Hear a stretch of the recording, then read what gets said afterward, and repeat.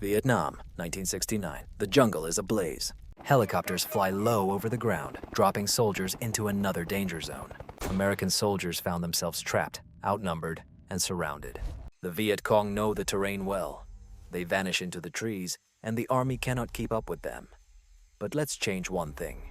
Something hovered over the smoke that no one had ever seen in this war. AH-64 Apache, a modern combat helicopter caught in a conflict for which it was not designed. Laser-guided missiles, thermal sensors, heavy armor, all this is from the future. So, what will happen if the most modern helicopter on Earth appears in Vietnam in 1969? Can they change the course of the war, or is it just a machine out of its time? But first, let's clarify one thing. Yes, the pilot and the gunner have not yet been born. It doesn't matter. We'll skip the headache of time travel. Just accept this. An Apache appears, fully fueled and armed, with a prepared modern crew in the cockpit. But that's all. No satellites, no drones, no spare parts from the future. Once the 16 Hellfire missiles are launched, they will be gone. He can land on American bases, refuel with fuel from 1969, which is enough, and rearm. But the base only has old missiles of 2.7 inches caliber and a few machine gun rounds, maybe enough for 1 or 2 sorties. It is still the same Apache with its power and weaponry, but from this moment, it plays by the rules of 1969. So what exactly does this Apache bring to the fight? Let's find out. It is essentially a tank in the sky. It is equipped with a 30mm M230 automatic cannon under the nose, which moves according to the pilot's head. Look at the target, and the cannon will follow your movement. It can also carry up to 16 Hellfire missiles, each capable of destroying a tank, and 2 missile containers for hitting softer targets. The crew is in a protected cabin that can withstand hits from heavy machine guns. It can fly fast, up to 180 miles per hour, and hover above the trees. Its infrared sensors see through smoke, fog, and jungles even at night. And it communicates with drones, ground troops, and command in real time. Although in 1969, this is essentially useless. This machine is designed for modern warfare, tank battles, urban combat, air defense, not jungles full of hidden fighters. But in Vietnam, everything it does stands out. The thing is, Vietnam is not a battlefield. It's a labyrinth, and even a machine from the future can get lost in it. 1969. The Tet Offensive shocked everything. Cities burned, villages were captured, lost and recaptured in one night. Now the battles have moved to rice fields, dense jungles, and narrow, muddy rivers. This is not a war with fronts. This is a war of traps, unexpected attacks, and enemies who disappear before you can respond. The U.S. Army relies on helicopters, mainly Hueys, to transport soldiers, weapons, and supplies. But Hueys are large, noisy, and easy targets, and when they are shot down, they fall quickly. The North Vietnamese Army, NVA, does not fight like a regular army. Most soldiers wear sandals, are armed with Kalashnikovs, and move lightly. They dig deep tunnels, hide in villages, and use the jungle as a shield. They set traps in trees and create underground shelters. And when helicopters appear in the sky, they are ready. The North Vietnamese Army uses machine guns, rifles, and anti-tank grenades to destroy the enemy. Sometimes they attack from the trees, sometimes from the ground. A single successful shot can bring down a helicopter and make it crash in the jungle. They deliberately avoid large battles. Instead, they try to slowly wear down the Americans using fear, confusion, and constant ambushes. And it works. But what will happen when the hunter becomes the prey? Early morning. A unit of North Vietnamese soldiers moves through the thick jungle fog. They are light on their feet, moving quickly as always. No engines, no noise, just the rustle of leaves and the sound of boots on mud. Suddenly something strange. A dark figure flies overhead. Too quiet, too fast. A pair of rockets with fiery power strike the dense jungle ground. Explosions tear through the ground. Fire engulfs the treetops. In an instant, the roar of a 30mm cannon is heard.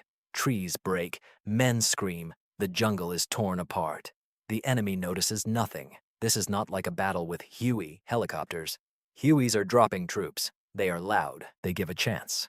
This strike lasts seconds, but changes the course of the battle, although such power is not infinite, and each shot brings it closer to zero. The 30mm chain gun fires up to 625 rounds per minute and quickly depletes its ammunition. On board are approximately 1,200 munitions, and a full reload weighs about 900 pounds and costs tens of thousands of dollars. In the jungle, this firepower is devastating, but it won't last long. Once the Apache uses its 200 munitions, it will be completely out of ammo. The U.S. forces in Vietnam had no way to reload this weapon. Even if someone tried to use old 20mm or 30mm shells, they wouldn't fit the chamber, be compatible with the feeding mechanism, or the ballistics of the M230. It's not just about the size. It is also important to consider the shape, recoil, feed mechanism, and allowable pressure. Rocket containers can carry up to 38 Hydra 70 rockets. These are small, unguided rockets with a diameter of 2.5 inches. Exact models of the Hydra did not exist in 1969, but earlier versions like the Mk-40 were already in use, so there were probably many of them at American bases. At least this part of the Apache can be reloaded. But the Hellfire missiles, each costing over $100,000, only appeared in the 18 years. Once all 16 are launched, that's it. The Apache runs on JP-8 fuel, a modern combustible. In 1969, American bases used the JP-4, less stable but still compatible. It will work, but with difficulty. More engine wear is expected, and at the Vietnamese base, the real danger lies in the ammunition.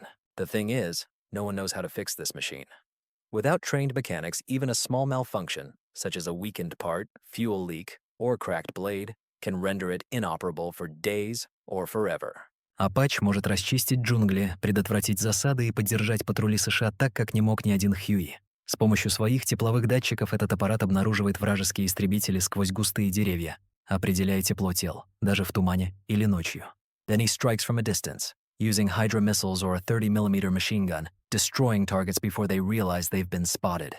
In confined conditions, he hovers low and searches for danger. If he notices an ambush, he shoots quickly before the enemy can react. He can clear a landing zone, cover advancing troops, or retreat when his patrol comes under fire, without warning, without a chance to hide. But the North Vietnamese quickly adapt. They have already faced B-52s, napalm, and attack helicopters. Now they are studying the Apache.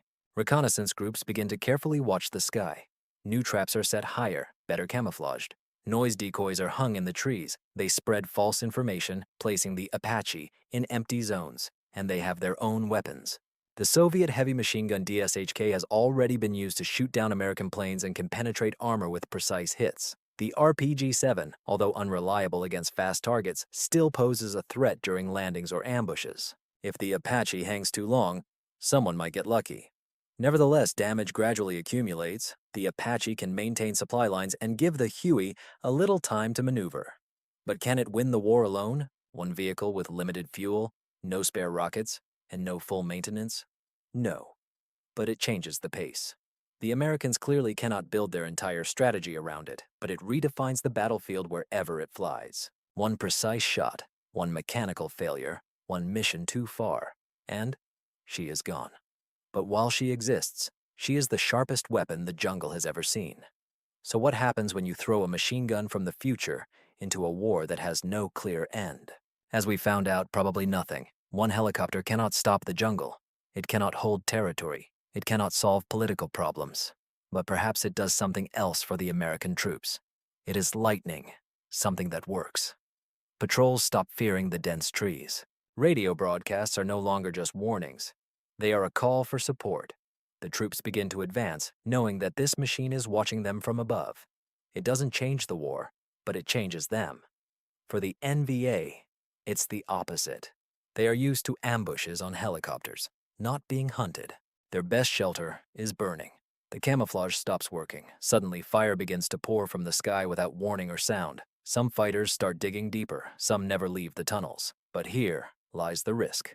The commanders get used to it. They begin to build missions around the Apache, assuming it will always be there, until it is not. Because despite all its power, it is still just one machine. What do you think about this? By the way, do you have any unusual ideas for the next project? What if a modern Delta team tries to capture a medieval castle? Look, it's already on the screen.